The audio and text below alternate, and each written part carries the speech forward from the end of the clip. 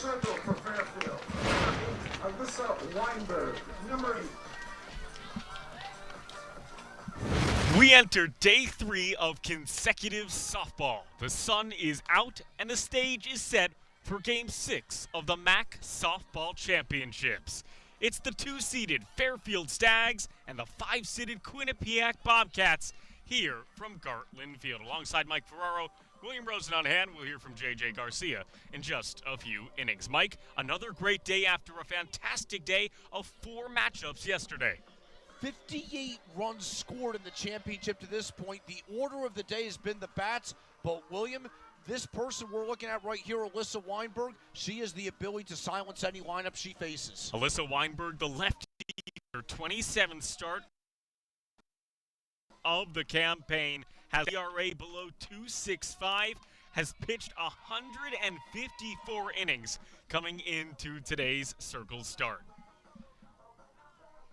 So Fairfield trying to continue in this tournament. They face off against a hot Bobcat team. It's the 2-seeded Stags and the 5-seeded Quinnipiac Bobcats. We've talked about it all tournament long. A lot of those late seedings really changing in the last few weeks of the regular season.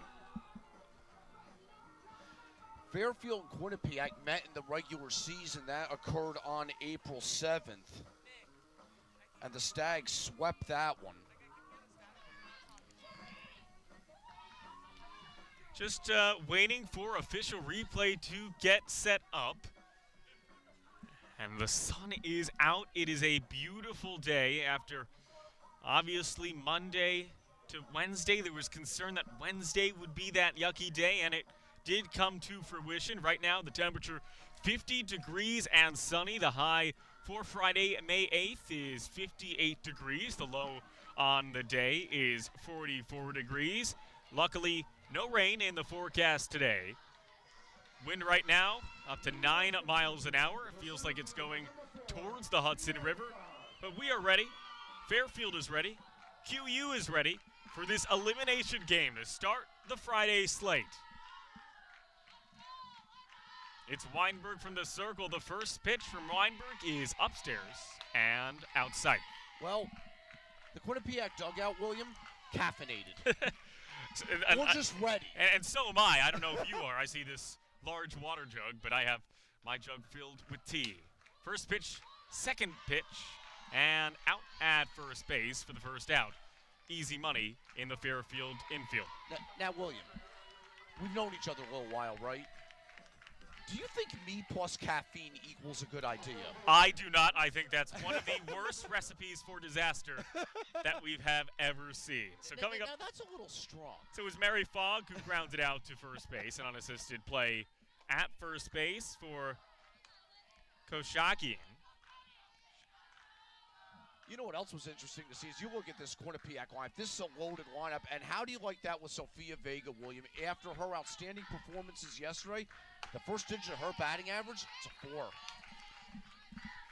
Vega takes 2 balls in a row. You mentioned that great day yesterday, and that second game, Vega, 1 hit, and she gets hit here to start her afternoon. Early morning back hit. Vega will take first base. Hopefully, Sophia Vega is okay. We'll get some aid from the medical staff from the Quinnipiac dugout. Quinnipiac coming into this tournament really on the up and up in their softball campaign, really their entire softball history. One of their best seasons in program history. Winning season for the Bobcats, 22-20 overall. You mentioned, William, 16 wins in conference, program record, 5th seed in this championship, best they've ever had. Yesterday, the win against Siena, the first for Quinnipiac in this championship since 2016. Quinnipiac just joining the MAAC in the 2014 season. That one skied to first base and foul and collected with ease at first base. Kara Koshagian. So 2 outs early this morning with Vega getting plunked, standing at first, and Potter popping up to first base.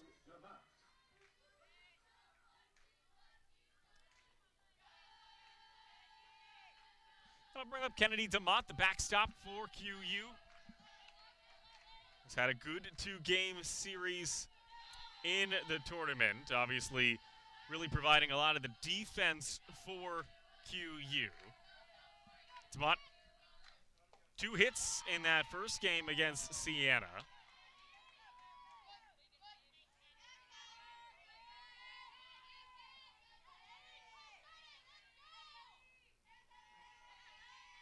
And in that game against Siena, 2 hits for DeMott and 4 ABs. Came home to score and also drove in 3 against Siena.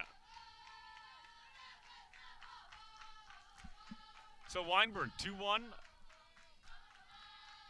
on Kennedy DeMott. That's upstairs, 3-1, trying to work 2 outs is the catcher. Kennedy DeMott, the biggest RBI bat in this Quinnipiac lineup, getting to 40 on the season yesterday in just 42 games. DeMott rips one to shallow left field, and she's on in her first AB.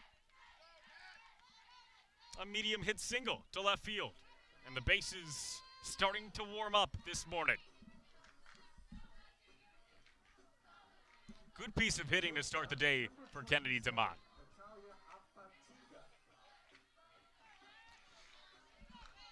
So it's DeMott who stands on first. Vega, hit by pitch, stands at second. That brings up Natalia Apatiga for Quinnipiac.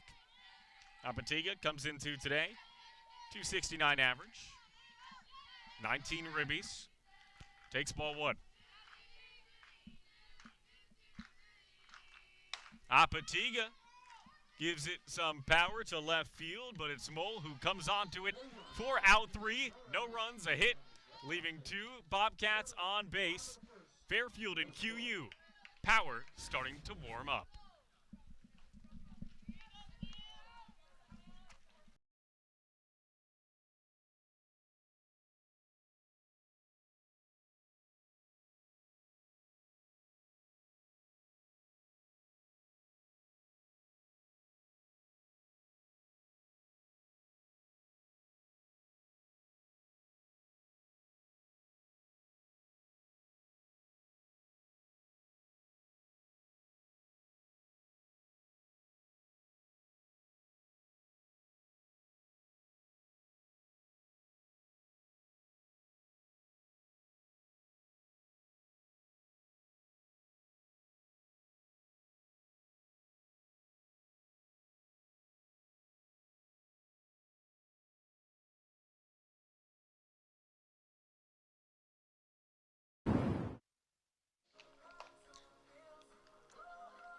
In the circle for Quinnipiac, Shannon Kendall. This is her 29th start of the season. We saw Kendall yesterday making 2 appearances versus Sacred Heart, went 7 innings, 8 earned runs against the Payos, and in that second matchup against the Saints, 3.2, 2 earned runs. Really looked like she was on the up and up in that matchup against the Saints. So Shannon Kendall, she's been a workhorse for the Bobcats this year, stepping into the #1 role that Sydney Horan held so well last year. Sydney Horan was as durable as any pitcher in the country last year, and here's Kendall stepping up. You see that this is her 35th appearance, and William, that's 35 appearances in Quinnipiac's 43 games. Just fantastic pitching performance. Leading off for Fairfield, Sarah Bielski. Yesterday versus Iona, Bielski hitless in 4 ABs. So she'll start her off the day for head coach Julie Brzezinski in her 29th season with the Stags. Consistency has been the name of the game for Julie Brzezinski at Fairfield. 29 seasons, 25 appearances in this championship. And they got to the winner's circle a couple times, twice in 3 years last decade, 2015 and 2017. First 2 pitches from Shannon Kendall. It's 2-1 the count. Kendall deals, and Bielski up the middle. Gets past a diving Cox, and the first batter gets the first hit for Fairfield. So Bielski Riches, she was hitless in that last game versus Iona where Fairfield fell 6-10, switching up the progress on a Friday morning. So Bielski stands at first. Shannon Kendall allows her first base runner. So S.J. Mull up with a runner on first base, and William, she is as good as anybody in the country at laying a bunt down. So the Bobcats have to be ready for that. Mole into ABs. Walked, and that bunt, like you said, Mike, kind of a swinging bunt there. That one goes foul down the third base side for strike one. The Stags, a team that does not have a ton of power, but what they do is they play executional softball. That's been a hallmark of Fairfield softball under Julie Brzezinski. They will do the fundamentals well. They will do the little things well. They will bunt effectively and with purpose. Mole lays down a second bunt. This one foul once again. The count quickly to 0-2.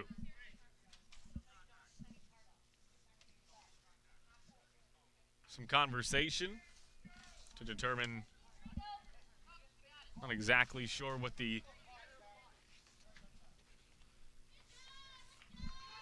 illegal contact from S.J. Mole. I think it would have been a strike regardless. They're letting her stay in the box. Our umpiring staff today behind home plate, Wade Ireland. First base, Laura Nasteriak. At second, Michael Binder, and Brandon Hibbler has third base duty. 1-2 the count on Mole. It's been the same umpiring staff the last few days. Kendall delivers that one inside, and Mole fouls that one back. S.J. Mull, the graduate transfer coming in from Yale. Julie Brzezinski has really liked her leadership, too. That there's a good amount of maturity on this Stags team. Mull, a slap hitter. That one down the first base line and looks foul. Bombury had the read on it, but negated into foul territory. So we're not expecting a sacrifice with 2 strikes in this situation, but with a slap hitter, she could accomplish something similar with a well-controlled swing of the bat. Mole giving Kendall some early struggle. Mole slaps that short, 1, and that's all they'll get. Taken in by Apatiga for out number 1. They just had one. Mole running out down first base with hustle. Good awareness by Apatiga to get the lead runner on that play, which brings up Paravati and William in her first plate appearance yesterday. Paravati, the senior, with the first collegiate home run of her career over the left field wall. So you see the batting average, though, when she is a constant threat to put the ball in play for the Stags. Paravati takes outside, so Mole switches places with Bielski at first base. The third baseman in Paravati up to the plate. 301 on the season, 19 hits coming into the day, 29 ribbies. She also has outstanding strike zone awareness, too. 25 walks against just 12 strikeouts this year. That's an on-base percentage of .433. She has a good awareness of what she's doing up there. Trying to aid that OBP right now. Paravati takes, snap throw to second. In time! Mole nailed down at second base, and the base path's cleared. Kennedy DeMott comes up firing again. William, there are some very good catchers in this conference, and look at that throw. It's just perfect. Perfect placement, perfect timing, perfect tag over at second.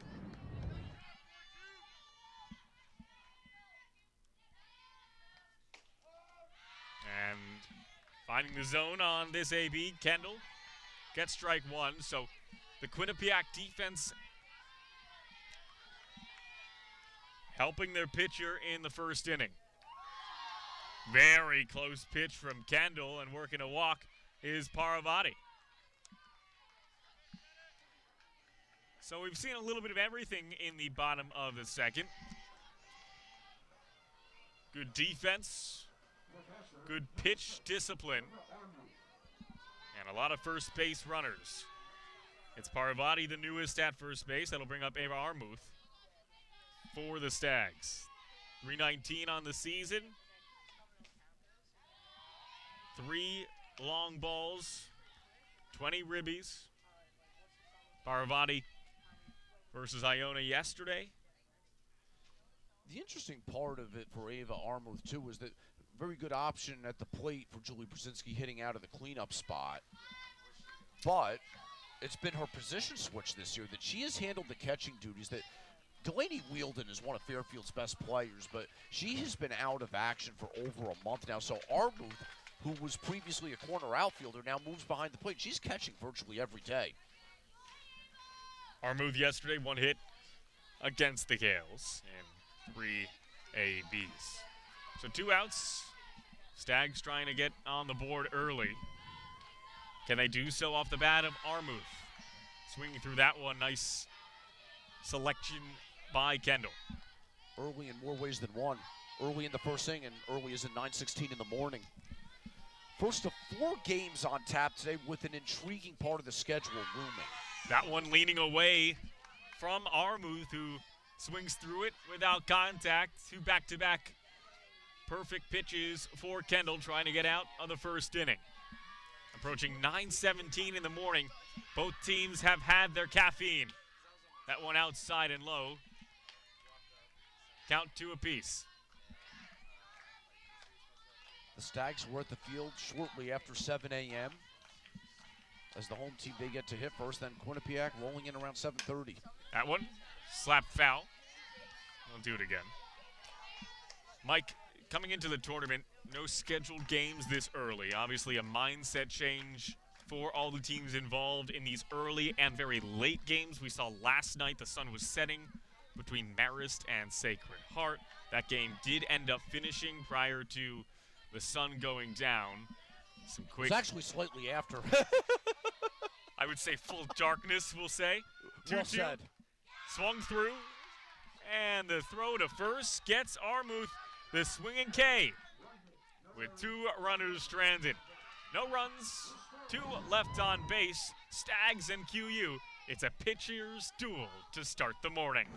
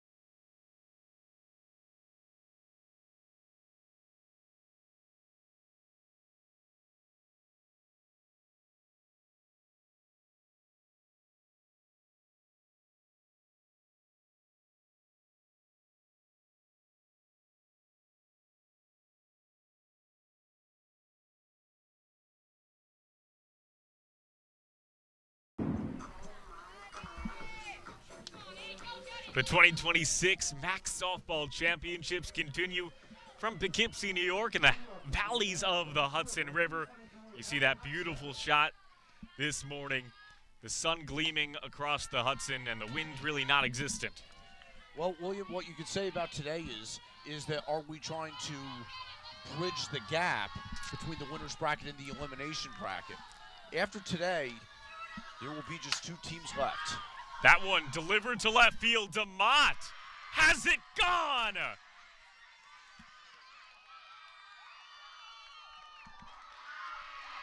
Hochstatter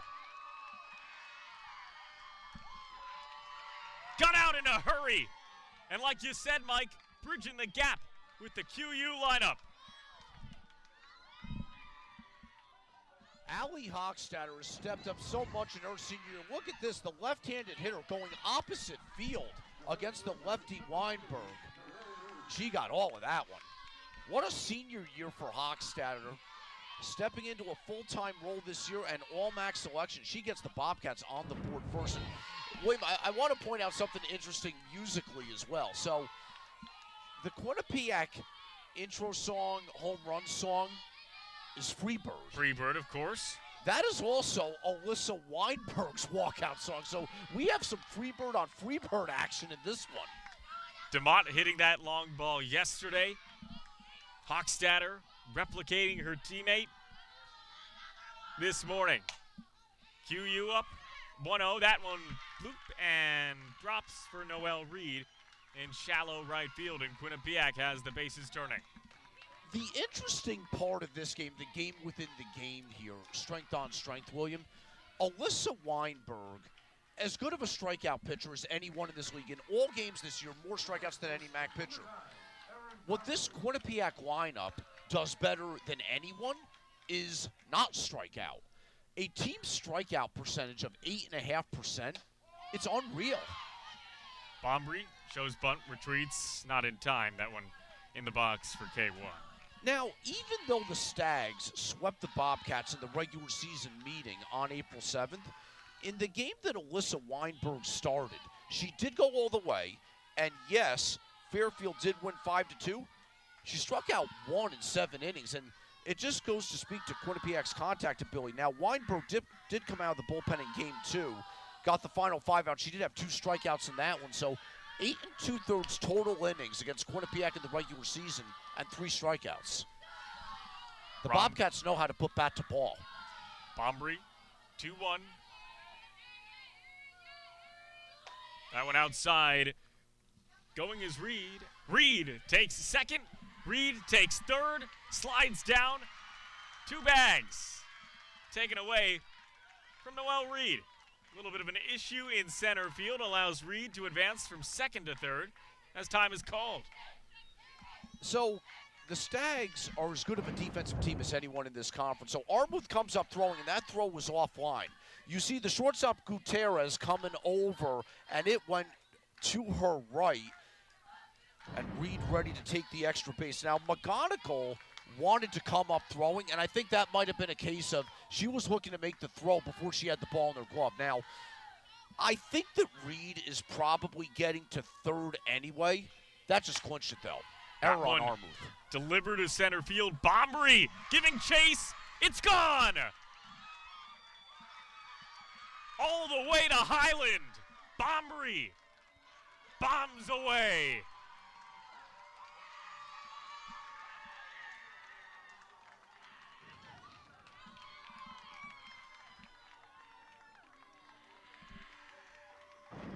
And William, that looks like that's going to be it for Alyssa Weinberg.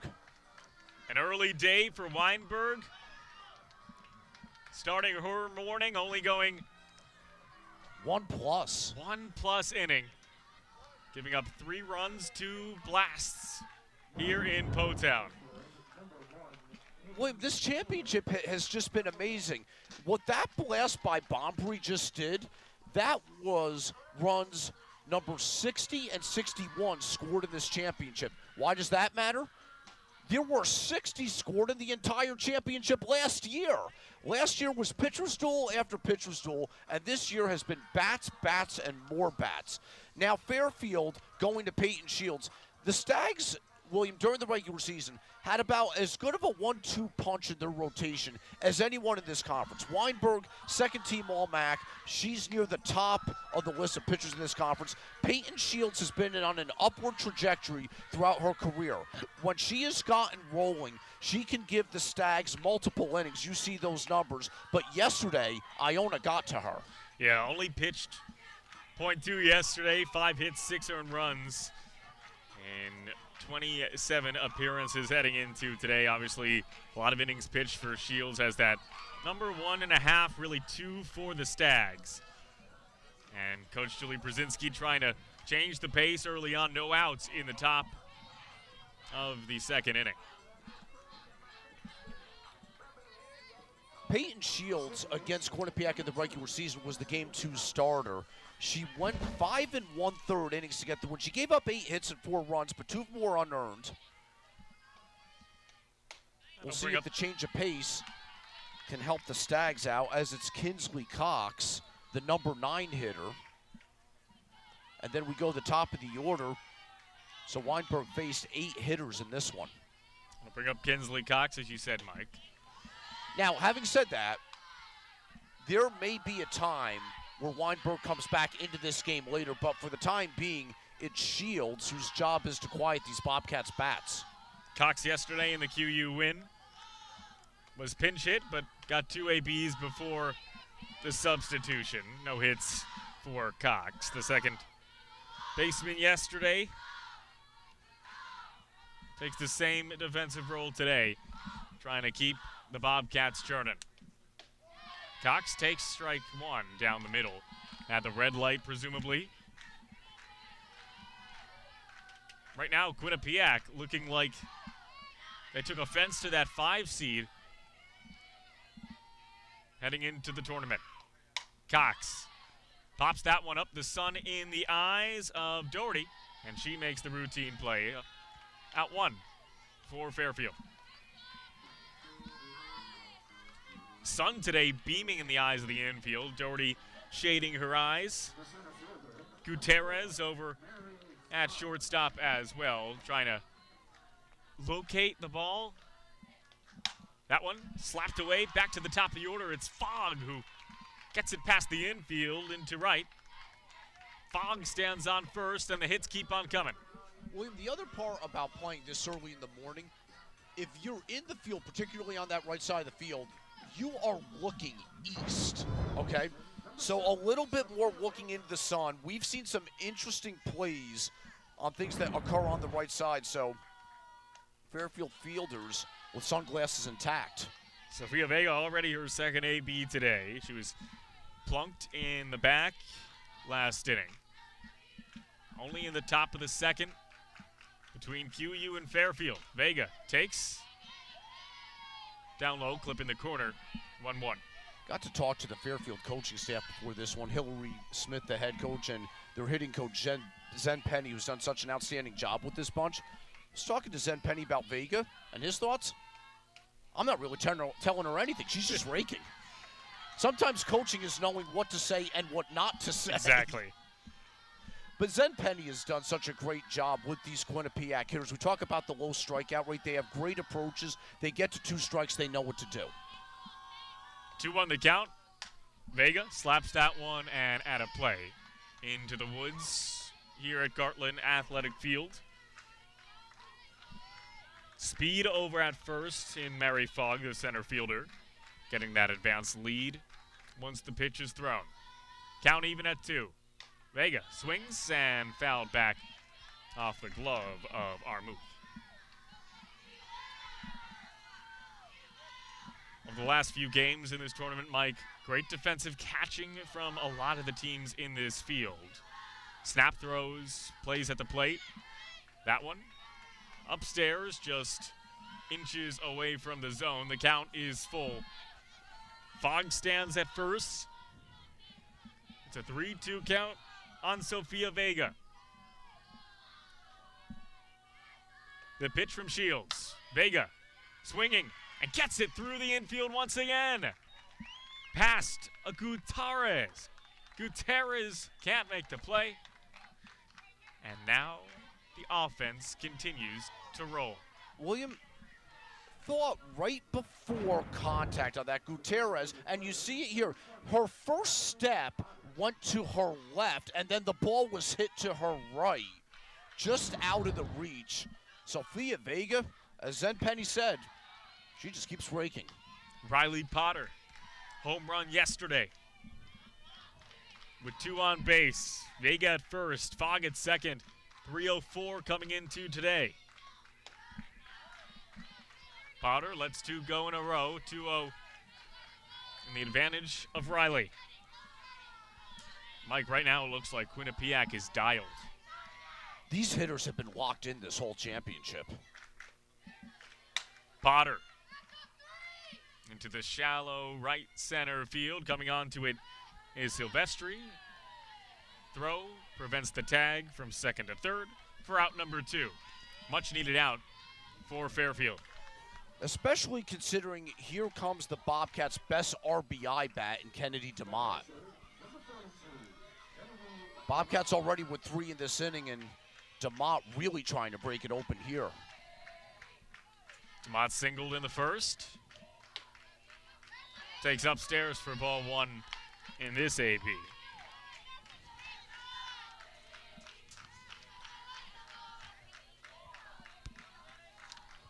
Kennedy DeMott, by way of California, Marietta, California. DeMott fouls that one back in her senior campaign for QU. 5 homers on the season heading into today. Look at that OPS, 106.2. Yes, 106.2 OPS. DeMott takes low. When you start talking about that stat in terms of 4 digits, well, you're an all-star. The Red Foxes are starting to roll in, William. We'll take a look at the schedule in just a little bit. DeMott in the shallow right field, coming on to it, a mixture of Silvestri and Doherty. 5 hits for Quinnipiac. They get 3 in the top of the second inning. It's 3-0 Bobcats. I'm so off. No.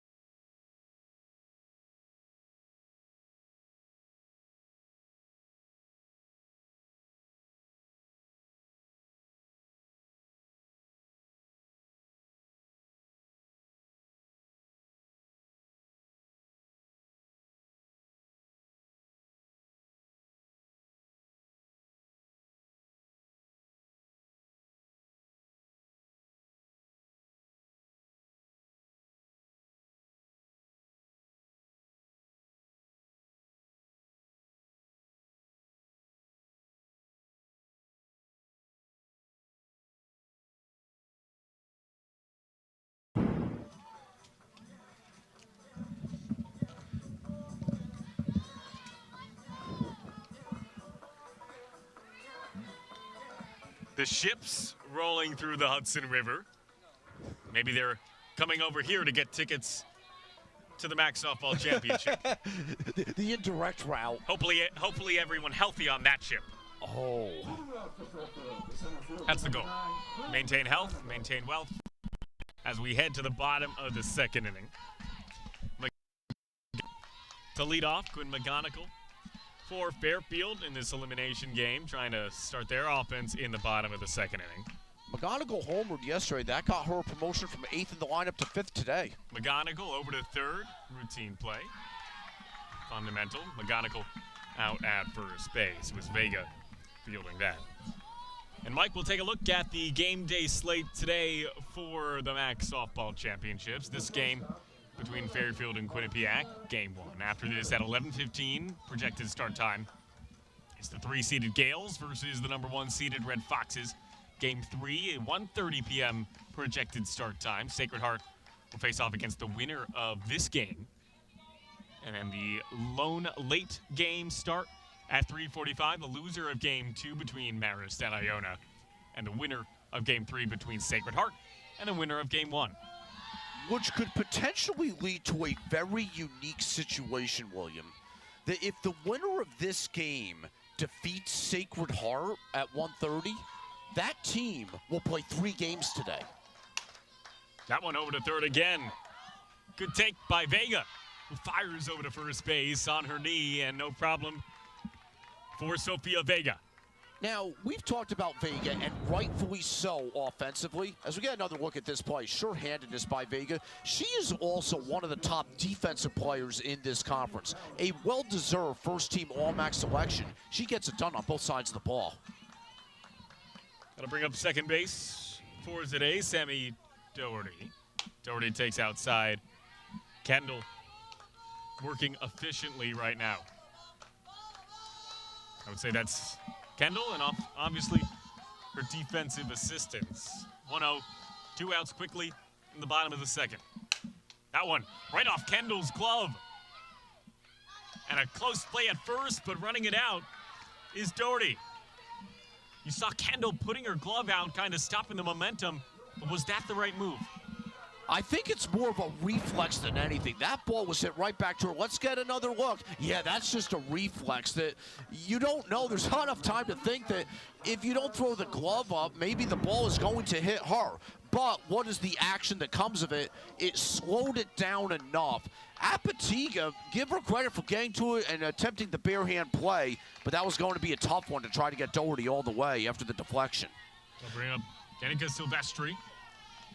But on choppers and other plays at that ilk, William, that is the question that gets asked so often. If you're the pitcher, do you let it go to try and make a play on it? Snap throw at first, and bouncing out of the glove of Bombery.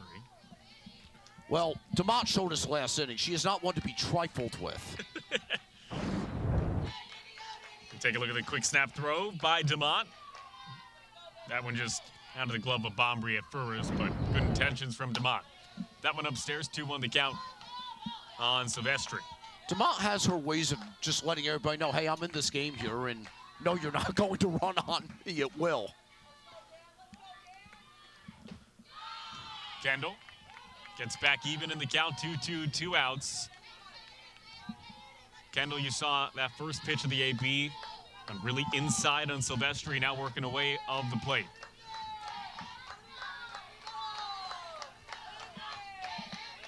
Silvestri lays off that, and the count even. Doherty will go at first.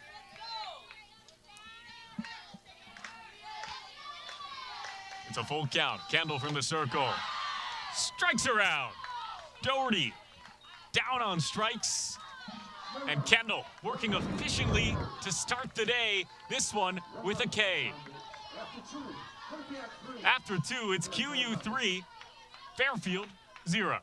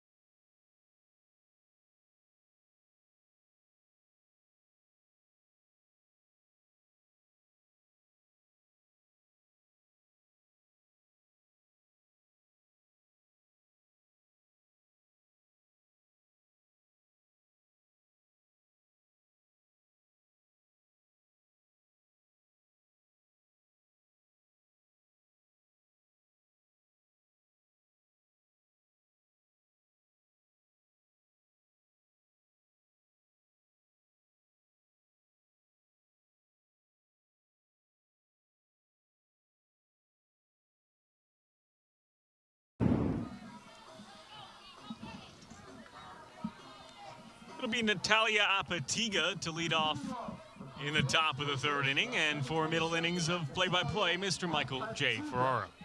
Mr. William Rosen, thank you. What's your middle initial? How come I don't know that? E. E. I'll give you 2 guesses, and then I might reveal it at the end what the middle name is. 2 guesses, 2 quick ones. Edward. Nope. Eugene. Nope. 2 strikes, I'm out. Yep, well, that's not how it works. Well, those were your rules. We have Apatiga, Hochstatter, and Noel Reed due up in the top of the third as Peyton Shields with an 0-2 count on the Quinnipiac shortstop. And this bottom of the lineup is what got the Bobcats going in the second 3-run inning, and that's where we stand right now. Count now 1-2. Peyton Shields has given Fairfield some outstanding performances in bulk this year. 1-2. Cut on and miss, strike 3. Great display of pitching right now. This time it's Shields getting the strikeout. Good sign for Fairfield getting early at-bats to retire as they head to their bullpen in Shields. So Hochstatter, the hitter, she started it with an opposite field homer in the top of the second. That was the first run of this contest, and here's another look at that. Going left center field and taking it out of Gartland Field. Oxnard, the second team All-MAAC selection. And after the lead for Quinnipiac advanced to 3-0, that was when Julie Brzezinski made the move to the bullpen to bring in Shields. So, Shields this year, March 21st, Mount St. Mary's. 2 appearances on the day. She did not give up a run in 10 innings of work.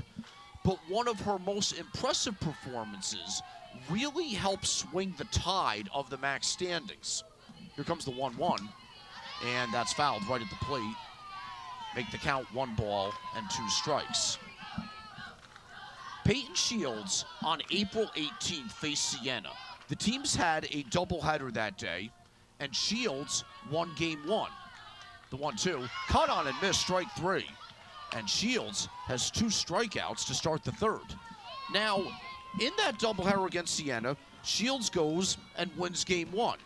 And then Julie Brzezinski says, let's ride the hot hand. We'll have her go until she can't go anymore. Well, that second game kept going and going and going. As a matter of fact, it went 11 innings. The Stags won that one too. And on the day, Peyton Shields gave up 1 run in 18 innings against Siena. That was on April 18th. Happy birthday, Peyton Shields, on April 18th. What a way to celebrate it. Is there any better way to celebrate a birthday? Than 2 wins? Than 2 wins in 2 great games? In an 11-inning game for Fairfield, celebrating your birthday in style. Props to Peyton. Here comes her 1-1. 1-2. Quick half inning right now for Fairfield. Good pace to this one early in the morning. Shields stepping in for Weinberg in the circle. Can she get out? 3 in a row. Reed keeps the at-bat alive. So, Shields does not generate as much swing and miss as Weinberg does. The Quinnipiac lineup does not strike out a lot top to bottom, but here's Shields with 2 strikeouts to start the 3rd, bidding for a 3rd, and that one just misses. Just misses outside 2-2 the count. Mike, it feels like the momentum right now pitching for Fairfield has been the constant. Popped her up into short center, and it's the shortstop Gutierrez who goes back and makes the catch. 1-2-3 inning for Peyton Shields in the top of the 3rd. After 2.5, Quinnipiac 3, Fairfield 0.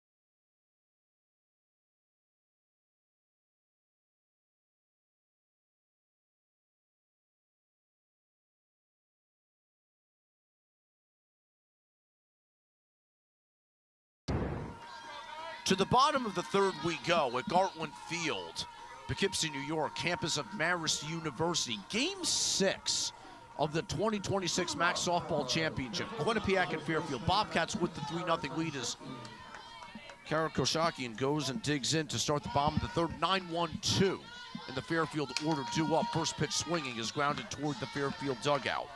Shannon Kendall, she's been durable for the Bobcats this season. 2 scoreless innings so far. Kendall went the distance, going 6 innings in Quinnipiac's first game against Sacred Heart yesterday, and then came on in relief to get the win in the elimination game against Siena. High and deep to center field. That one's gone. Home run, Kara Koshakian. It's 3-1.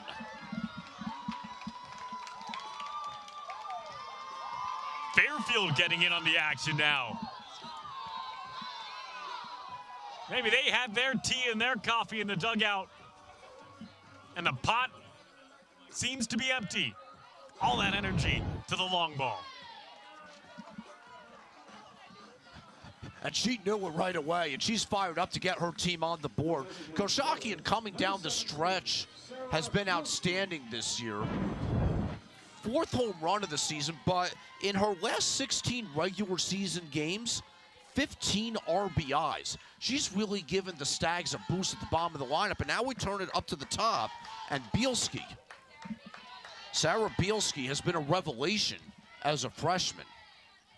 Bielski singled in the first inning.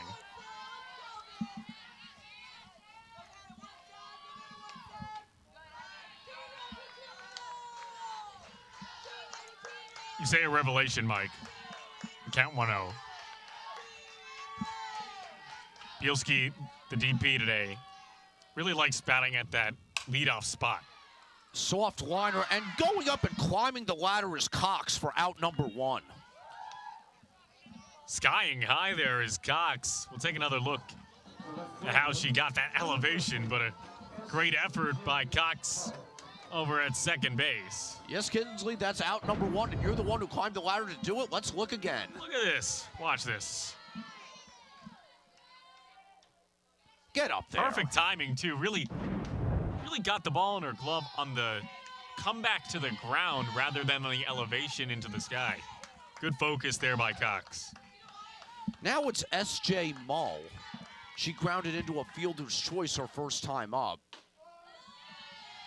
And Kendall catches the outer half, 1-1. Mull out at second base trying to advance. Snap throw from DeMott, getting S.J. 2-1. Quinnipiac dugout wanted that one, William. Quinnipiac dugout comparatively looked quiet. Obviously, different start time. We saw how adamant they were yesterday. Some movement in the Fairfield bullpen. Count now 2-2.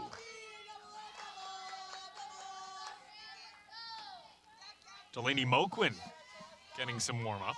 And Moquin was terrific yesterday, coming on in relief after the Gales scored 10 in the matter of 2 innings. That one's again grounded right side and foul. That really, it's been Weinberg and Shields who have carried the bulk of the work for Fairfield. But Moquin had to come on in relief yesterday and really got Fairfield through the 5th, 6th, and 7th, holding her team in the game. Moquin 3 innings yesterday. No hits, no runs, and only 1 walk. That one's chopped. Cox has to hurry, and she does just that for out number 2. Great effort running in on it is Cox, and that looked closer than it might have been. Delivering it, a strike to Bombry. Against a slap hitter, there's very little room for error, especially if it's a high chop, and Kinsley Cox was ready to make that play. Just a half second early, running out to it. Mole unable. Anna Paravati, the hitter. She walked her first time up. Paravati, we mentioned, excellent batting eye. She takes a strike there. Working quick. This time it's Kendall on the QU side from the circle. After giving up that run by way of blast, trying to retire. Ground ball to second. And this Quinnipiac defensive inning is brought to you by Kinsley Cox. She snared a line drive, 2 4-3 putouts after the homer by Koshakian. And after 3, Quinnipiac 3, Fairfield 1.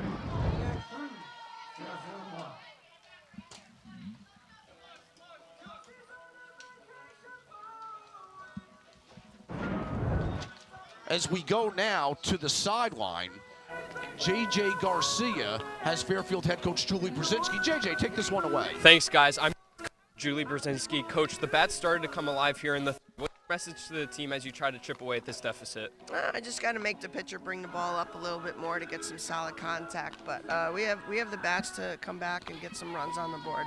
So that's our plan. Awesome. Thank you, Coach. Thank you so much. Quinnipiac leading Fairfield 3-1 here at the MAAC Softball Championships. We'll be right back on ESPN+.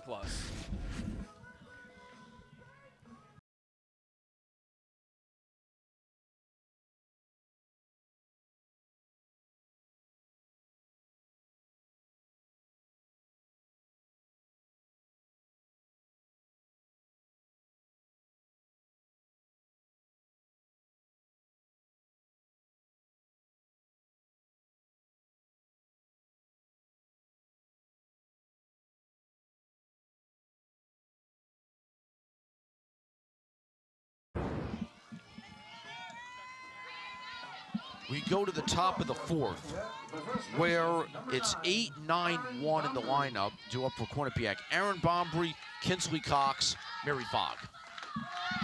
Bombrey homered her first time up to center field, a 2-run shot, and she was the last batter Alyssa Weinberg faced, so now Peyton Shields going one time through the Quinnipiac order. Grounded foul, wide of third, but in front of Hillary Smith, the Quinnipiac head coach. Smith over at third base had to do a little Hudson Valley shuffle. I was trying to find something. Socrates shuffle. My hometown has a shuffle? I don't know. Maybe they have like a... It sounds good. Alliteration part Yeah, of it, obviously the SS part of it. Shields has done a nice job. She's ahead in the count 0-2 here. Just off the corner. Tried to get Bombrey to extend the zone. Back-to-back did not bite. Back-to-back home runs in that second inning. Hochstetter and Bombrey.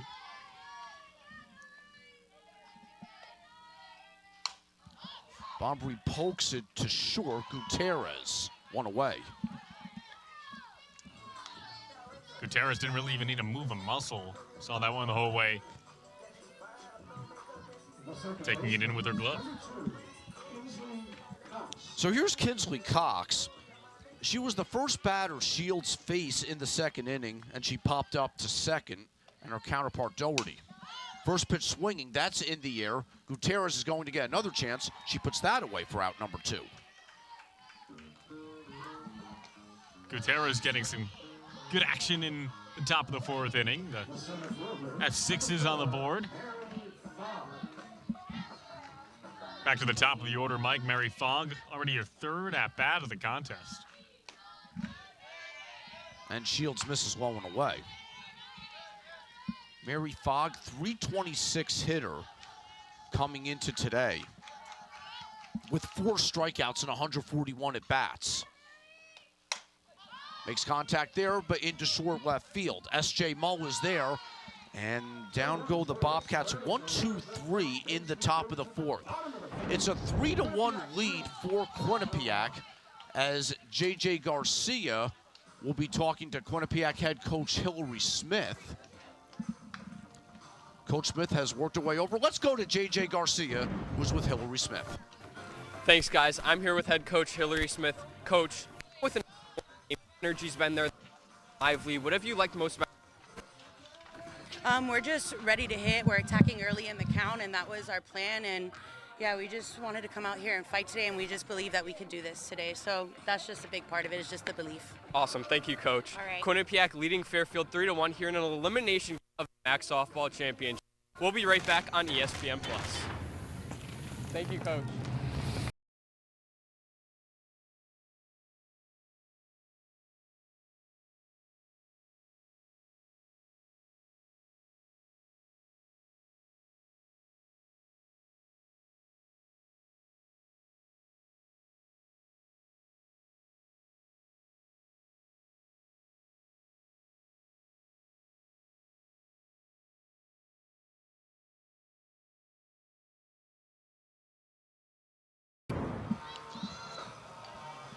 Welcome back to Gartland Field. Mike Ferraro, William Rosen, joined by J.J. Garcia on the sidelines. This is Game 6 of the championship, Game 1 of 4 today between Quinnipiac and Fairfield. And it will be the middle of the Fairfield order due up in the bottom of the fourth. Ava Armuth, Quinn McGonigal, Martina Gutierrez. This part of the lineup has some pop for the Stags. And Shannon Kendall just misses on her first offering to Armuth. Armuth struck out in the first inning by way of this swinging K.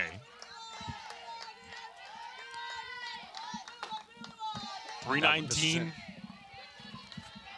hitter, Armuth, into today. 3 long bombs, 20 ribbies.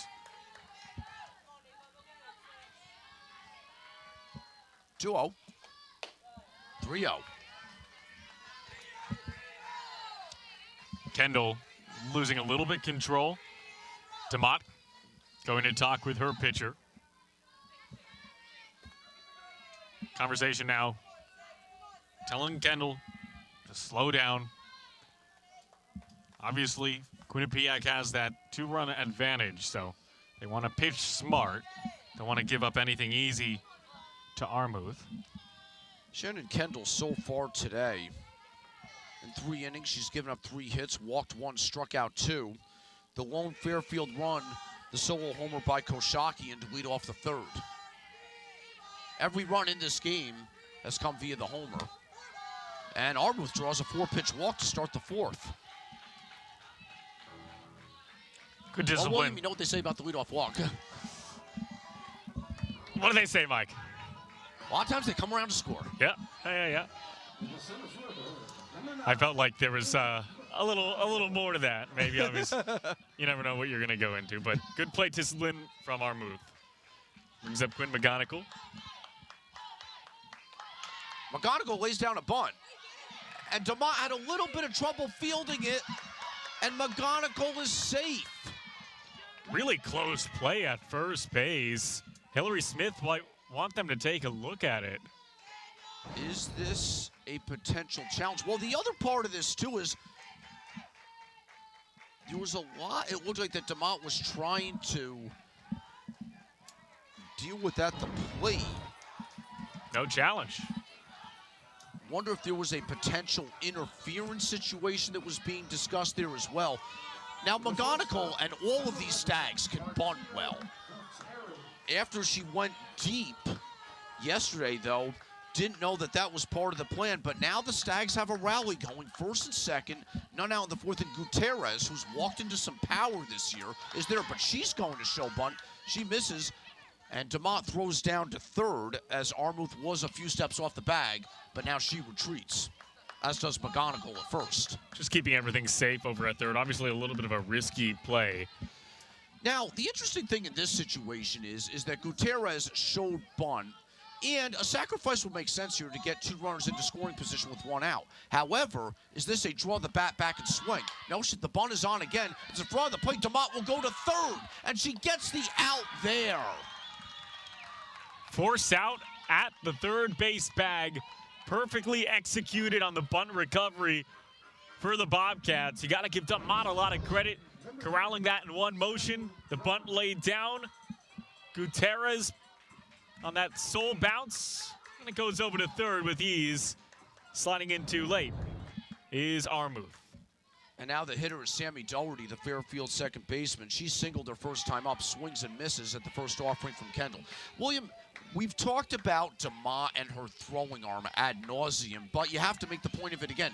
If you're going to bunt against Kennedy DeMott, now McGonigal bunted it right in front of her and beat it down the line. But often, you have to get it far enough in front of the plate that somebody else has to make the play on the ball and not the catcher.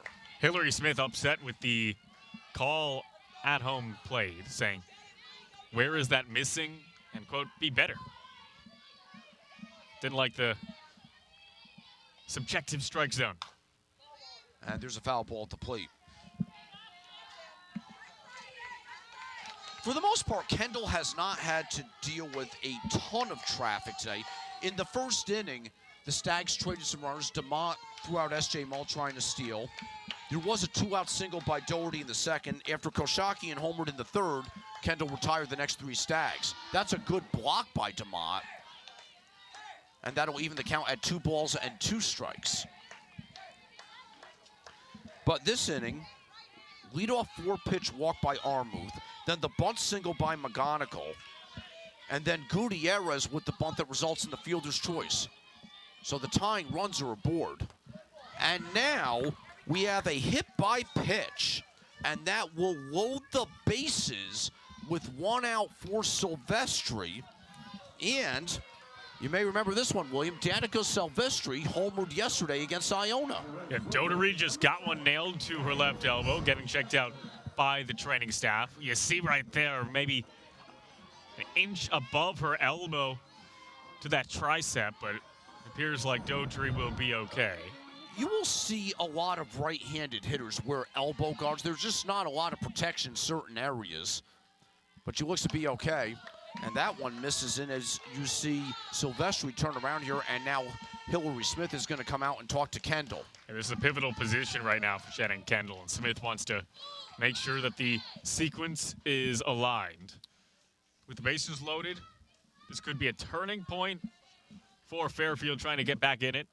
The 2-seed Stags obviously have a lot of expectation this season, dropping to this elimination bracket game this morning. Fairfield has 22 home runs as a team this year, but it's really sprinkled up and down the lineup. As coming up next, Iona, Marist, the 3-seed against the 1-seed. The Gales finished off Siena in the suspended game yesterday, and then an impressive victory against Fairfield, and Marist impressive against Sacred Heart in the last game of the day. Here's Silvestri, 1-0, and that's a called strike.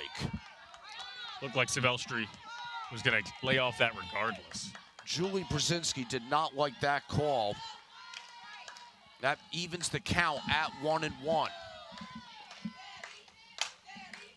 Driven in the air to right in foul ground and off the wall there and out of play. So the count is a ball and 2 strikes. Like, that begs the question on a play like that, if it was just in a little bit more reach for Reed, do you let that one go? In this situation, if a fielder has a chance to make a play, I want to take an out there for sure.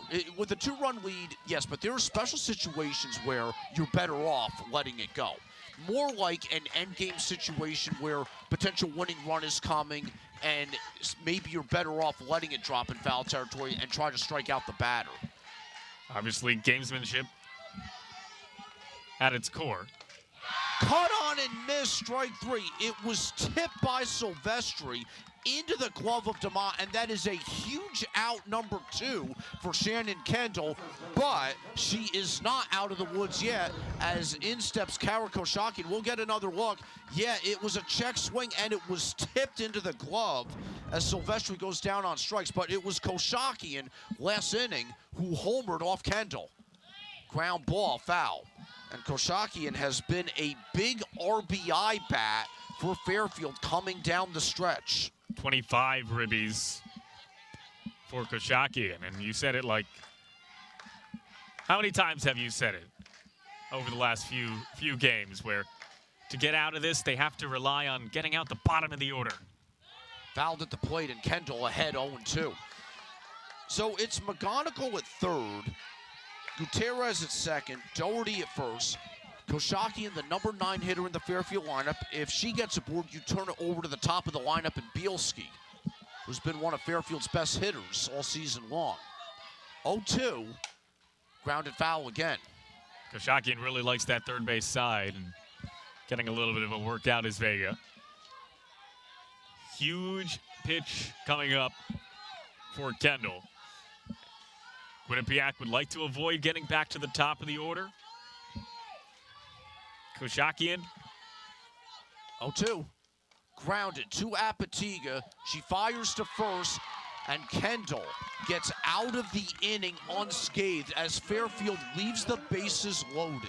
After 4, Quinnipiac 3, Fairfield 1 in Game 6 of the 2026 MAAC Softball Championship.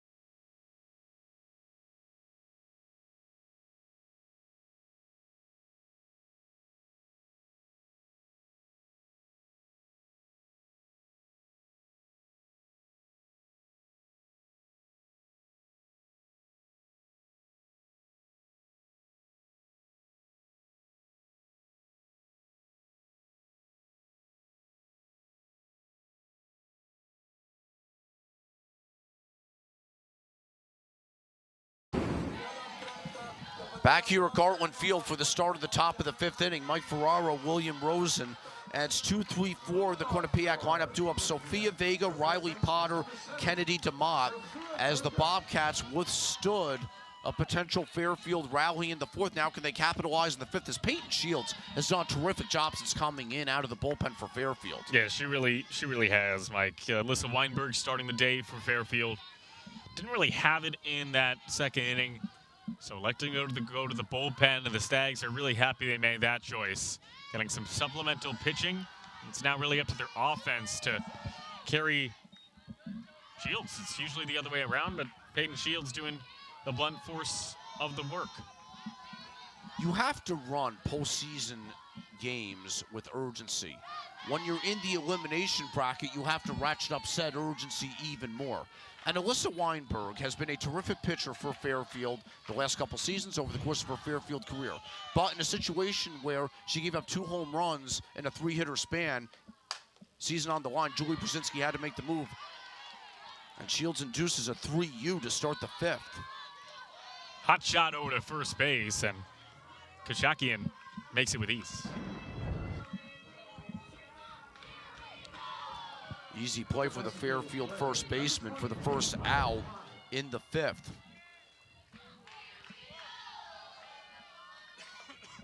Here's Riley Potter. That one's low.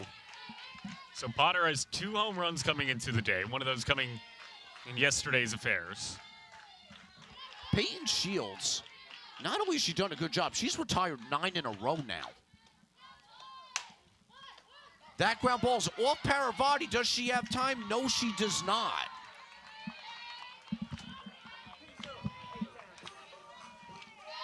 We'll see if that gets credited as a hit. It gets credited as an error. And it looked like after the regather by Paravati, she actually had some time to throw over to first base. An interesting decision. There will be a substitute, a pinch runner over at first base. That's Mac Davis out of the Quinnipiac dugout to run for the DP Potter. And now in steps Kennedy DeMott, who singled in the 1st and then popped out to 2nd in the 2nd. Shields' first offering, that's in the air. Center field, McGonigal makes the catch for the 2nd out.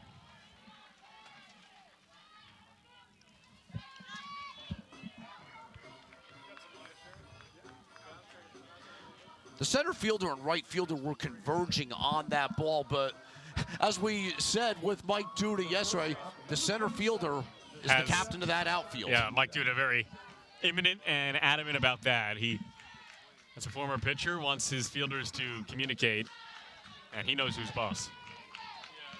I would say he would be the field coordinator of our broadcast crew. I would say so. But I don't ever want to say anything disrespectful about Caroline Barada either. Good group of media they know personnel. Defense. Speaking of defense, fly ball right field. That's put away by Silvestri for the final out. So the Stags withstand the 1-out error. Peyton Shields keeps rolling. We'll see if the Stags can get some runs. After 4.5, Quinnipiac leads by a count of 3-1.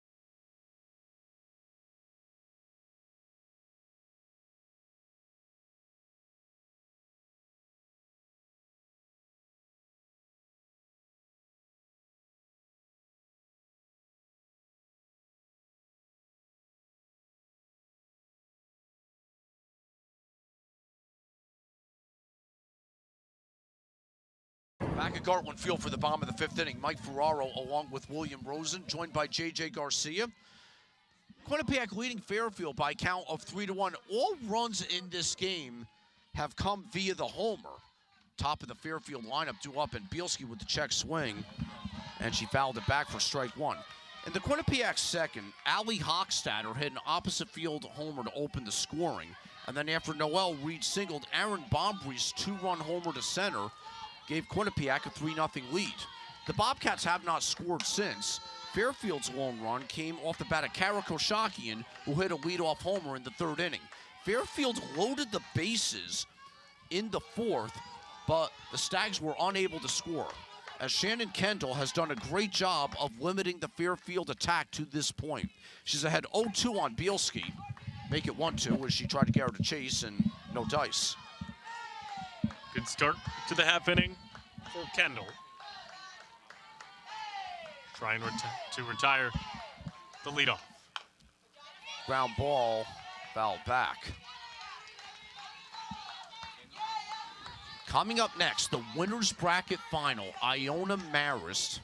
Game time slated for 11:15, and then elimination games coming after that. Sacred Heart against the winner of this one. And the last game of the day, Glory's last shot, the last chance to get into the MAAC Championship final, will be the winner of Sacred Heart versus Quinnipiac/Fairfield against the loser of Iona Marist. 2-2 to Bielski. That's popped into short right, and going back out is the second baseman Cox, who's been active today for the first out. Yeah, she's gotten a lot of run over at second base. Retreating, coming in on balls. Cox has been fantastic. Number 13, S.J. Mull. That'll bring up S.J. Mull. Mull hit into a fielder's choice in the first, and she grounded out in the second. She shows bunt. That's a fair, no, it's not a fair ball. That was right around the plate, but indeed, Wade Ireland says foul ball. Looked like the softball was just steadfast on the home plate left side of it. Surprised that that was ruled a foul ball. It didn't take that secondary turn that it usually does. The Stags may have caught a break on that one. Another bunt, that one goes foul. So now the bunt off for Mull. Kennedy DeMa had pounced on that bunt, and if that was a fair ball, that would have been the second out of the inning. So another couple of chances for Mull here. Fouled off another bunt. Slap hitter, graduate transfer from Yale. DeMont sets up outside, and the pitch misses outside. Staying in Connecticut in her post-grad playing career.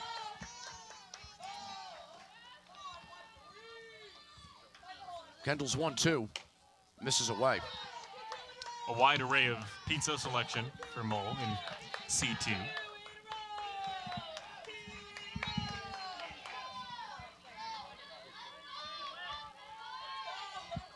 Two. Another chance for Cox. 2 away. Cox has not made much of a defensive error this afternoon, and in the morning where her number has been called, her number 2, making every play possible. S.J. Mull, 2 back-to-back 4-3 putouts. And that was Cox's 6th chance of the day. These middle infielders, her and Apatiga, getting a lot of work behind Kendall, as Paravati looks like she fouled it off her lower leg. She did. Her back thigh. Gonna walk it off. Hopefully Paravati's okay. Calls time. Fairfield, the number 2 seed in this championship, as Paravati needs a few extra seconds here. Home plate umpire Wade Ireland checking her out to see if she's okay. Fairfield was 6-4 in the MAAC at the end of March. They went 13-3, the Stags did, in April and May, and had 4 straight shutouts during this tournament. There's a ground ball to Bombry. She is going to take it to the bag herself for out number 3. A 1-2-3 fifth for Shannon Kendall against the top of the Fairfield lineup. And after 5, it's Quinnipiac 3, Fairfield 1. Some good infield defense for the Bobcats in the 5th.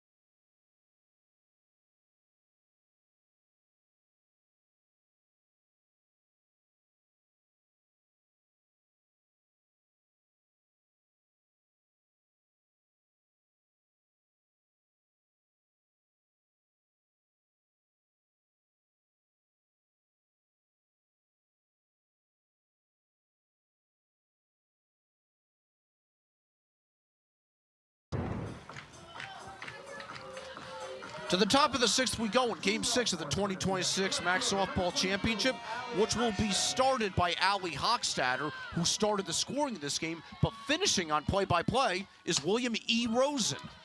Hochstadter grounds that to second. Routine play. Doherty making the first out of the half inning. Thank you, Michael J. Ferrara. We'll take a look at the stat comparison between both teams, Quinnipiac and Fairfield. 6 hits for QU, 3 for the Stags. 2 long balls for QU, 1 for the Stags. 2 walks for Fairfield, 3 strikeouts for Fairfield, only 2 strikeouts for Quinnipiac. Bunt laid down by Reed. Will she get there in time? Close play, and they say off the bag was the cover in Doherty. That was a well-placed bunt. It got out far enough in front of the plate that Shields had to come up. Let's take a look at this. Shields has to field. That's the second baseman, Doherty, coming over. And the ruling by Laura Nesteriak is that she was off the bag. She made the motion with her arms. Julie Brzezinski is out talking about the call as we speak.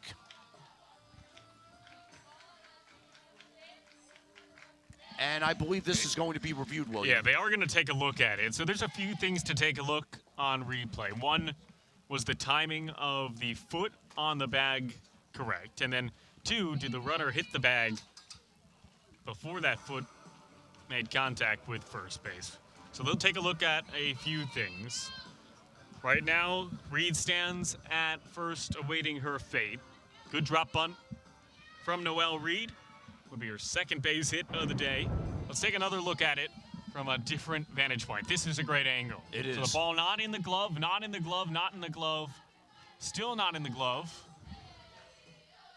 And I think the runner is safe. Yeah, she never touched the bag. And regardless of that, quick replay review. We'll get the official ruling.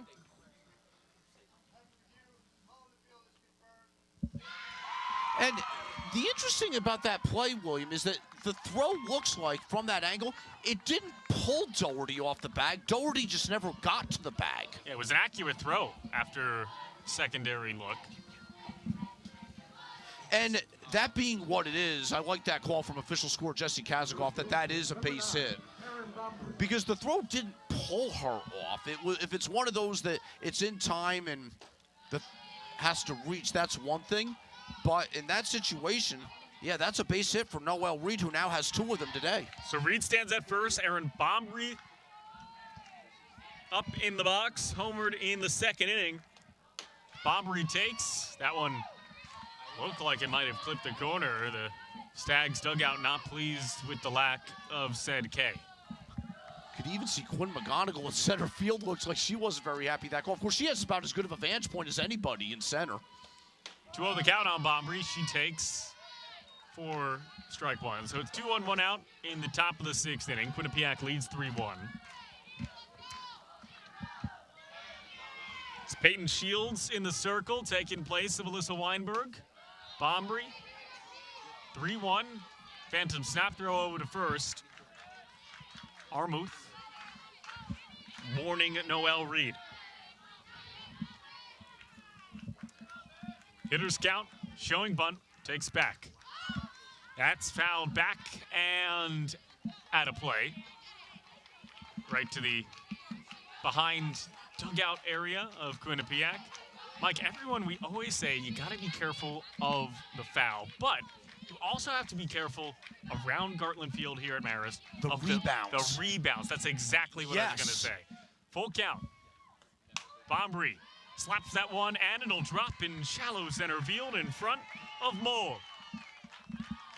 So back-to-back hits for QU, and trying to get some insurance in the top of the 6th. Right now, it's looking like it's getting increasingly more probable. I'll bring up Kinsley Cox to round out the order for the Bobcats, not before a pinch hit chance. So Cox out at the 9-hole momentarily. And this looks like it's Kaylin Kosvich who's grabbing a bat to pinch hit here. Well, Kinsley Cox, she's certainly been active in the field, so now Hillary Smith going to Kosvich at the plate here. So the top of the With sixth. one out, this is not scream bunt situation. Kosvich. No question if she went. It was a called strike. And now Julie Brzezinski out to have a few words with Wade Ireland. Oh, this is going to be a substitution in the field. So right now, Mole will head out. And coming in would be for Fairfield. Lauren Osland is going out to left field. So Osland. Substitution for Fairfield. Now playing left field, number 15, Lauren Osmond. Number 15. So Osland takes the place of Mole in left field. It's McGonigal and Silvestri in center and right, respectively. 0-1 the count on Kosvich. She takes low and inside. Second base and first base with two ducks on those ponds. Big place for Quinnipiac. Kosvich. Contact and down the third base side and foul. Well, how many times do you see somebody enter the game as a defensive replacement right away? They have to get to work. Quick action for Olsen. Osland making her day debut in left field.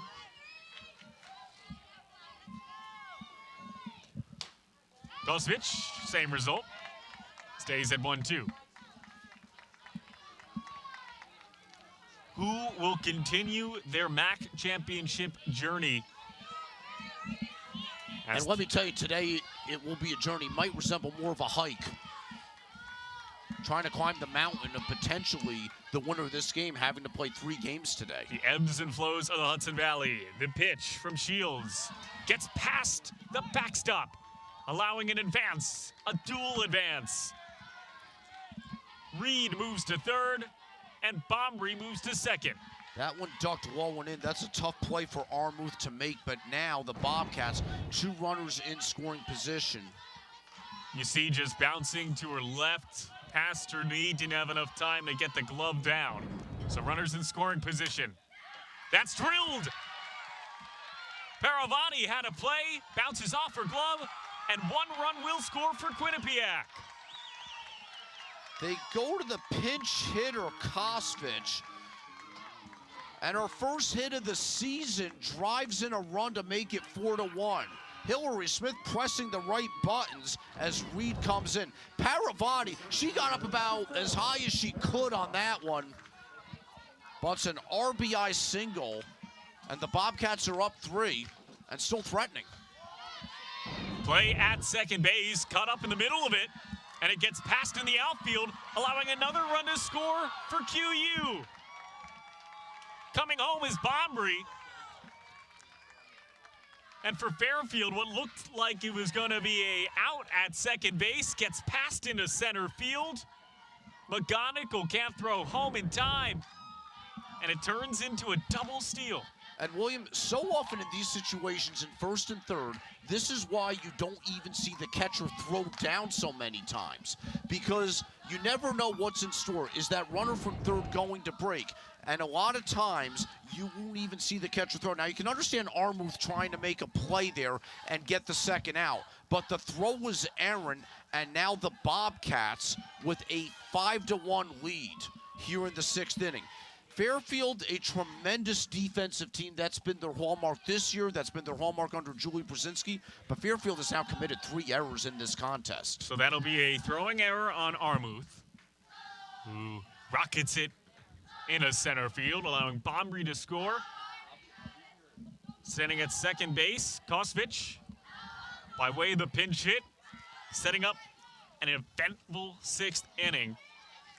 5 runs for Quinnipiac, 2 of which right now in the top of the 6th.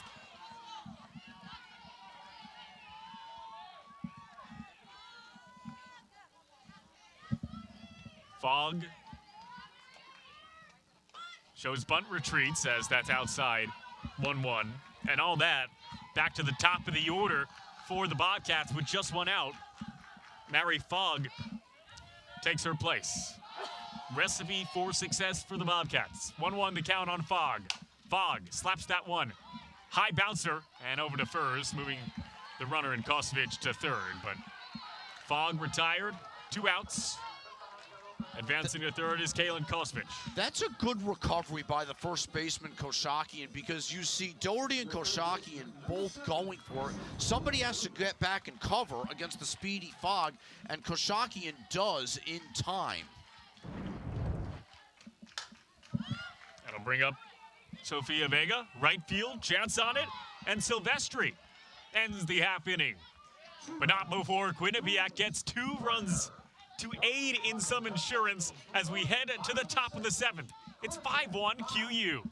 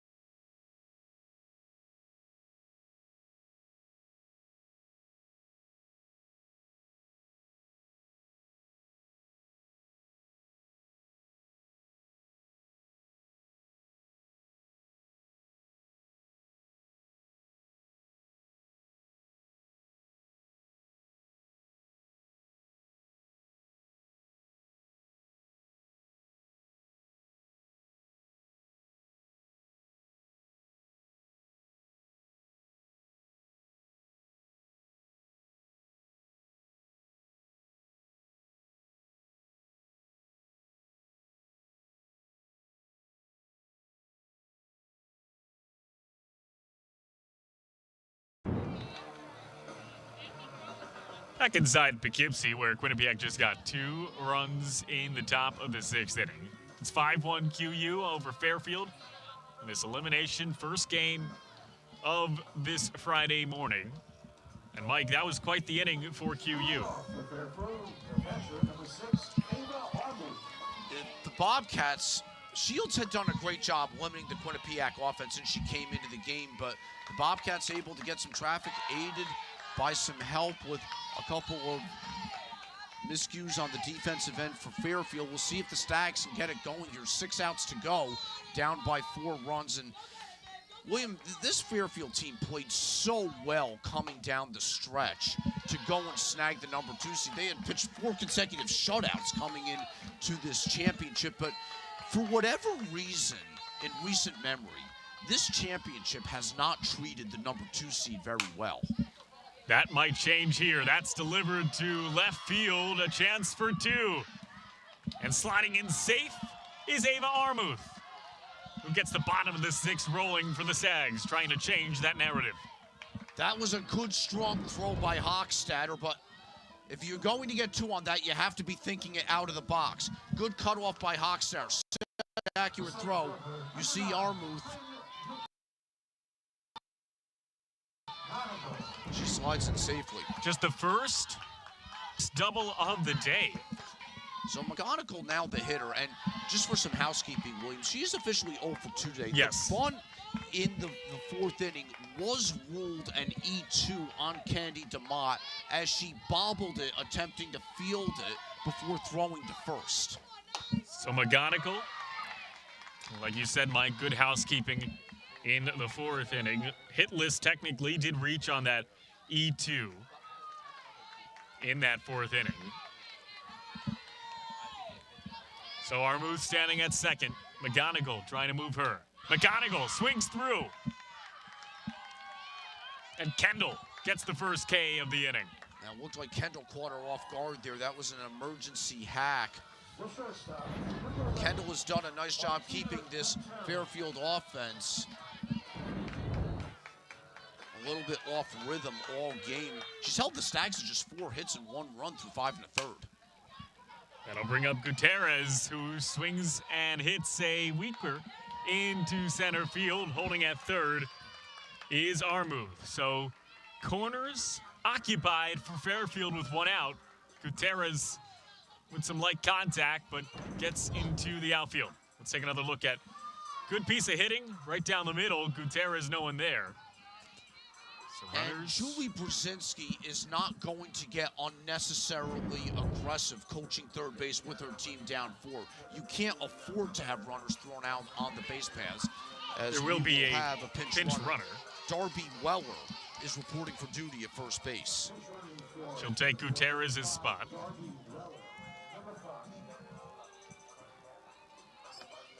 So this is the bottom of the Fairfield lineup. Cannot sleep on this part of the lineup, though. Doherty has been solid in the RBI department. She has 28 of them. Silvestri, she hit a homer yesterday. Koshakian, she hit one in the 3rd inning. I'll bring up Sammy Doherty. Doherty swings a bad jump from the break, but that will score the third base runner. Coming home and adding a run to Fairfield's resume, Armuth on the sac fly to left field. A little hiccup in the initial movement out and left by Hochstetter, but corrals it nonetheless. And we're going to have a pinch hitter here for Silvestri, as this is going to be Shayla Kovar, who's grabbing a bat. Kovar has been used in the past as a pitcher by Fairfield, but also has 33 at-bats this season. She has 7 hits, and 4 of them have gone for extra bases, including a couple of homers. So Kovar will take her place in the box.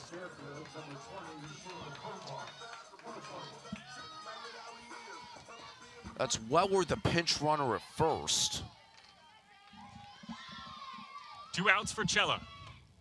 That's down and drops before the plate. So if Kovar can keep this inning going, Koshakian looms as the potential tying run.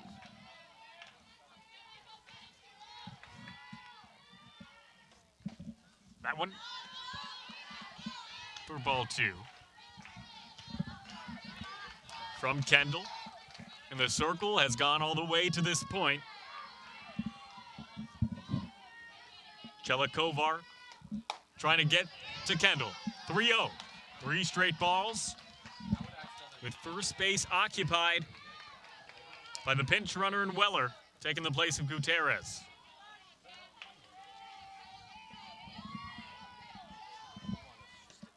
That one.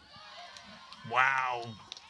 That was inside for 4 straight balls, and now first base and second base occupied with the tying run going to the plate.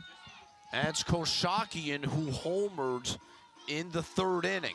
1 for 2 in this one, grounded out to short her next time up. The first baseman, number 19, Kara Koshakian, the senior from Bergenfield, New Jersey.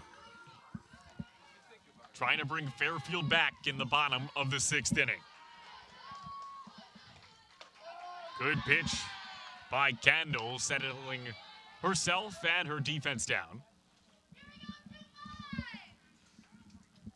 Brzezinski wants a pinch runner, and that is exactly what she will get. A lot of movement right now for Fairfield. So coming out of the game. So that's going to be Silvestri going back in. Coming out of the game was Kovar, and back in is Silvestri. So just the re-entry at first base. As Kovar looked to 4 out of the zone. And now Silvestri will reclaim her spot in the lineup at first base. Koshakian, 1 hit, 1 ribby, and her 2 registered ABs on this morning. 1-1 the count. 2 outs here in Poughkeepsie. Koshakian trying to get Fairfield back in it. Takes low, 2-1. Snap throw could have been in play at second, but like you said, Mike, why risk it? Obviously the lead runner now at second and not third, but still in play. You know how good DeMott is behind the plate. And as much as you want to steal an out, you look at it this way, right? Is the risk worth the reward? You have a 3-run lead. You focus on what's in front of you at the plate. So Darby Weller came in for Gutierrez. I'd love to know what that conversation was about. Well, whatever happened, both people left smiling and laughing. And sometimes you need a little bit of levity at this point in the game. On deck is Bielski, but it's Koshakian right now. Steps back into the box. 2-1 on Kara Koshakian. Koshakian right into the glove of Shannon Kendall. Big catch from Kendall, preventing any potential damage as Quinnipiac gets out of the bottom of the 6th. It's still 5-2. Look at this play, flashing the leather, contorting her body, still in the circle. That's the day Kendall has been having. It's 5-2 heading into the 7th.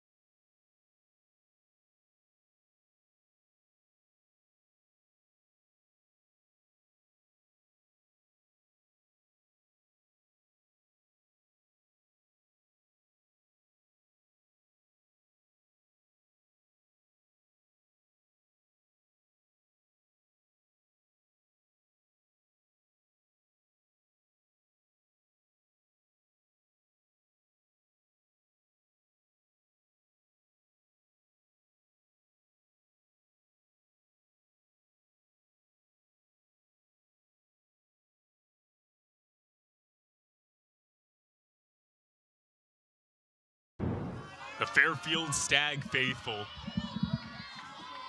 hoping their team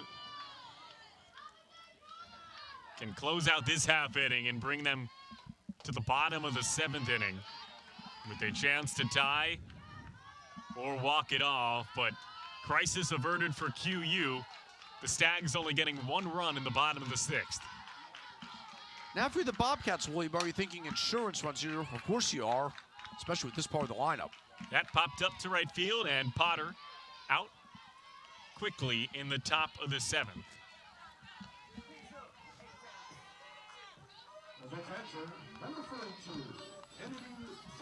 Gonna bring up Kennedy DeMott.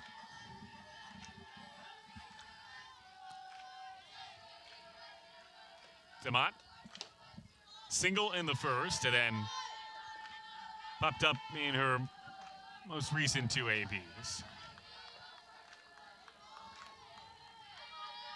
Top of the 7th, 1 out, DeMott. Takes for ball 2. So right now the Quinnipiac dugout tasting an appetizer, trying to get the main course. That's low and bounces before the plate, 3-0.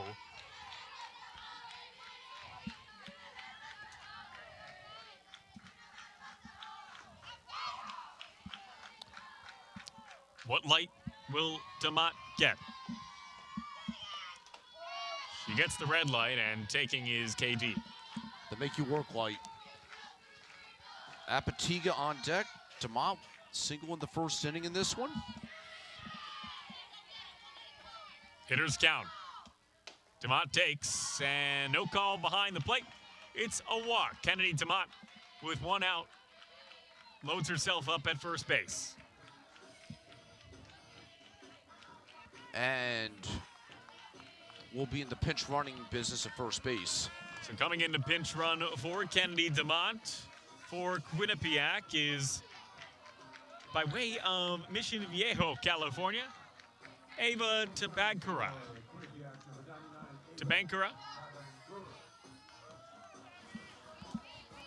So Apatiga looking for her first hit of the day. Her defense has been solid as usual. Tabankara over at first base. Apatiga loads herself up in the box. It's 1-0 on Natalia Apatiga. Hitless today, struck out once in her 3 AVs.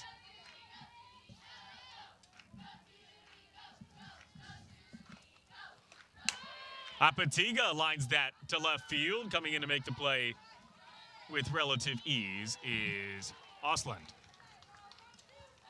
So 2 outs in the top of the 7th inning, and if you're Fairfield, anything to get out of here unscathed and get 1 more chance. And it's against Allie Hochstatter, who started the scoring in this one with the solo homer in the 2nd. And this game swung suddenly, William. as it was Hochstetter's homer, then Reed singled, Bombrey homered, Weinberg out of the game at that point, and you have to give Peyton Shields so much credit. She did a great job coming out of the pen, giving the Stags length and giving the team a chance to hang in there. To this point, 5 2/3 innings, 5 hits allowed, a walk, 2 strikeouts, and of the 2 runs she gave up, 1 of them was unearned. Good resume on the day for Hochstetter. 1-1 on Alley. Takes upstairs, but clipping her in the process. So with 2 outs, runner in scoring position for the Bobcats as Hochstetter gets plugged. This top of the Quinnipiac lineup is fearsome. This bottom of the lineup has been really productive. The 6-hitter Hochstetter with the homer. Now Noelle Reed, who has 2 hits and 2 runs scored. Bombrey had the big 2-run homer. She scored a couple runs as well. As Reed drills it to center field. Easy play for McGonigal as we head to the bottom of the 7th inning. Does Fairfield have a run in their blood, or will Quinnipiac advance in the elimination bracket?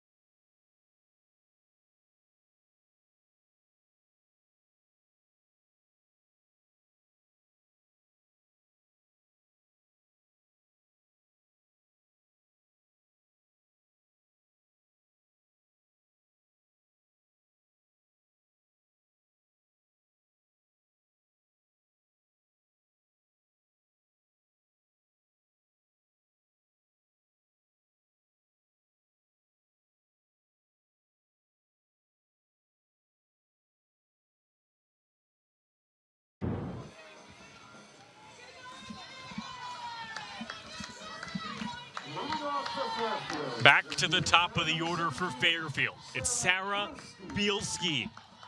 1 hit, this her 4th at-bat, and the most important one of the season for Fairfield. The number 2 seed heading in to the MAAC softball championships. Down by 3. The scores mirror the seeding, 5-2. Bielski takes low, 1-1 the count. Mike, a great day of softball, as we mentioned. Next game scheduled for just less than an hour away. Bottom of the 7th. Enough time to come to Gartland Field. So this top of the Fairfield lineup is due up. It does look like there is a pinch hitter in the on-deck circle. It looks like Evelyn Wozniak will be hitting for Oslin. Bielski takes, clips the corner. The count even at 2 apiece for the leadoff hitter for Fairfield. As you see the Iona Gales, choice of color today, maroon. Bielski lines that one to left field, and it will drop. So the first batter for Fairfield gets on base with a laser to left field.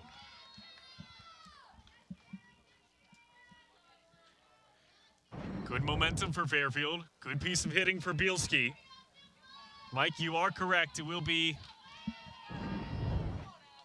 a pinch hitter. And it will be Wozniak, who's hitting .292 this year, 7 for 24. As now the Stags have cycled through 3 different players in the number 2 spot in the order. S.J. Mull started, Lauren Osland then moved into left field, and now as we've gone back to that part of the lineup, it's Wozniak grabbing the bat. Paravati is on deck. Wozniak takes the first pitch of the day on her resume. The count, 1-0. No outs in the bottom of the 7th. Fairfield, the home team in Poughkeepsie. Their final shot. As Shannon Kendall has passed 100 pitches in this one. She's done a terrific job so far. Can she finish the deal?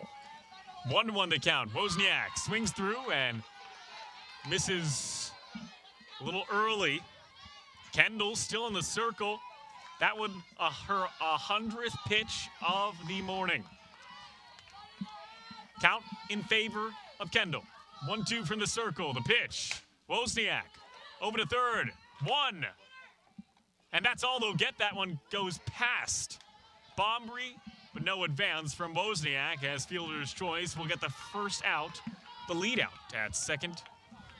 1 out in the bottom of the 7th. And with Wozniak remaining at first, no error on that play because you can't assume the double play. But a good play by Vega on the front end. Let's get a look at this. On the chopper, she fielded it on the short hop, then made the quick decisive play to go to Cox at second to get the lead runner. And now it looks like we'll cycle through a 4th player. No, it's actually a 3rd because we're going to go back to the future as S.J. Mull will re-enter at first base. So Wozniak awarded the base, pinch hitting for S.J. Mull, and then once Wozniak reached first base, Mull back on first base. I think I said that correctly. I think so too. Nicely done. Paravati, hit list today. That one fouled down the first base side and out of play.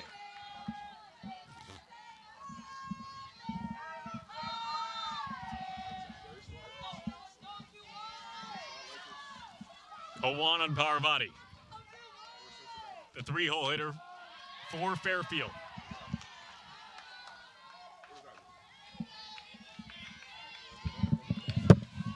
Ava Armuth awaits on deck. Paravati hit the first homer of her career yesterday against Iona. That one outside and low for ball 1 of the AB.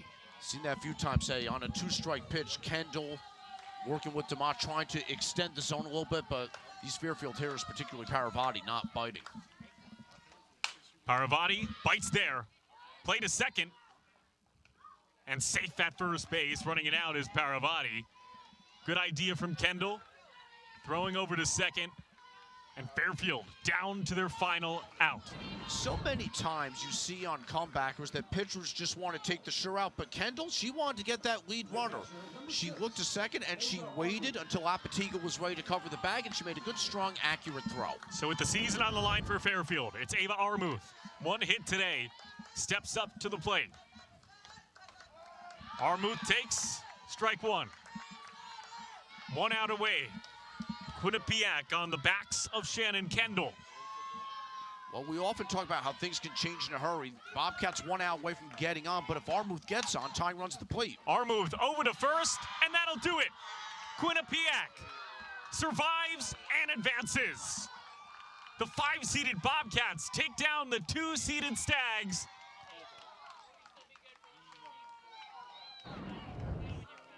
The final 5-2, Quinnipiac is moving on.